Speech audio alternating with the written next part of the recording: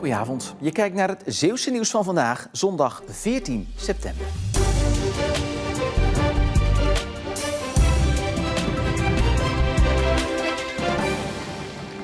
Actrice Monique van de Ven heeft gisteravond bij Film by the Sea in Vlissingen een Career Achievement Award ontvangen.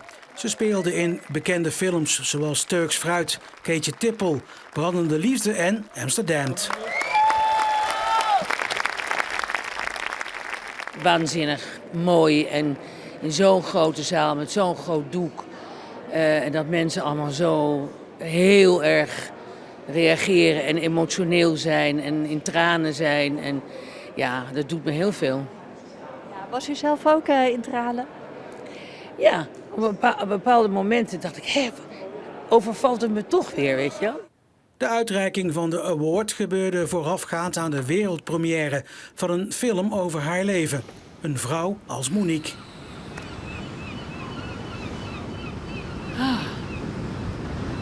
Ik wist ook niet dat Claire Pijman, de regisseur, al heel lang met het idee speelde.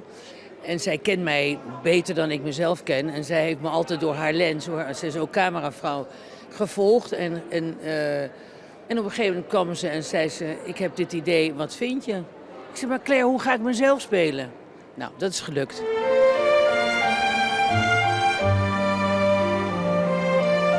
Misschien was dit je eerste rol? Nou ja, dat was eigenlijk mijn eerste rol toen ik 5 was.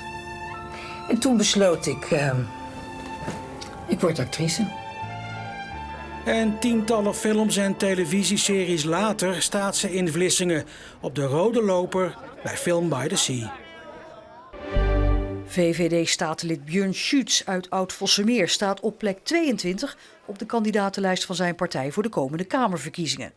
Na een lange sollicitatieprocedure kwam dat telefoontje toch als een verrassing. Er zijn momenten dat je terugdenkt aan hele positieve gesprekken. En aan de andere kant zijn het ook momenten dat je denkt van ja, misschien zijn die anderen ook wel heel erg goed. Dus ik ben echt blij met plek 22. Na de val van het kabinet vond het VVD-statenlid dat hij iets moest doen en hij solliciteerde voor het Kamerlidmaatschap. Zeeland moet in Den Haag zijn kansen gaan pakken, vindt hij. Kerncentrales is er daar één van. Dat brengt naast ook zorgen, en die zijn terecht, ook heel veel kansen voor Zeeland. Dus als we niks doen met Zeeland, dan verschralen de voorzieningen.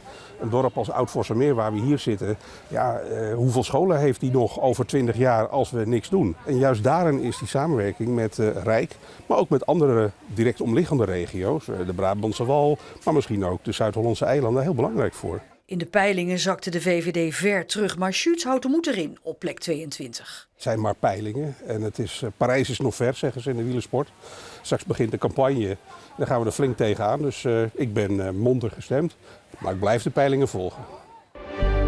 Ruim 300 Zeeuwse monumenten openden dit weekend hun deuren voor het publiek tijdens Open Monumentendag. Daar zaten bijzondere locaties tussen.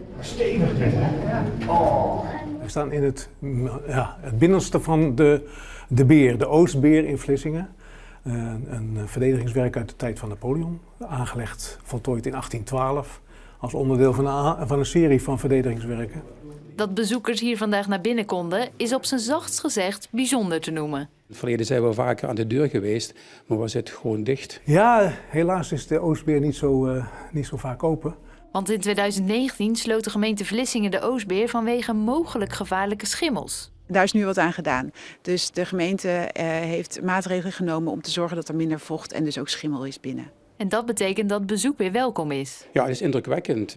Voor nu alleen even open op Monumentendag, maar na nog wat voorbereidingen van het museum dat de Oostbeer beheert, is het vestingwerk vanaf komend voorjaar weer permanent te bezoeken. Het was een mooie zondag en we hadden vandaag te maken met brede opklaringen in de ochtend en veel zon. In de loop van de dag kregen we wel af en toe wat sluierwolken en uiteindelijk ook een paar stapelwolken. Maar het was een prima dag met temperaturen van 19 à 20 graden en een zuidenwind. Vanavond wordt de bewolking wel steeds dikker en gaat er ook geleidelijk wat regen vallen. En vannacht is het onstuimig met buien, regen en een wind die toeneemt naar krachtig tot hard uit het zuidwesten. En ook morgen wordt het een onstuimige dag met een harde tot soms vlakbij zee een stormachtige zuidwestenwind. Daarnaast hebben we te maken met buien, af en toe zon en ook enkele windstoten bij die buien. De buien kunnen ook op een enkele plaats gepaard gaan met een klap onweer. En ondanks al die wisselvalligheid wordt het morgen toch ongeveer 19 graden. De dagen daarna hebben we ook wisselvallig weer met buien. De temperaturen liggen de komende tijd rond 18 à 19 graden. En tot zover deze Zeeland Nu van vandaag. Volg ons online om op de hoogte te blijven van het laatste Zeeuwse nieuws. Voor nu in ieder geval nog een hele fijne avond en graag tot morgen.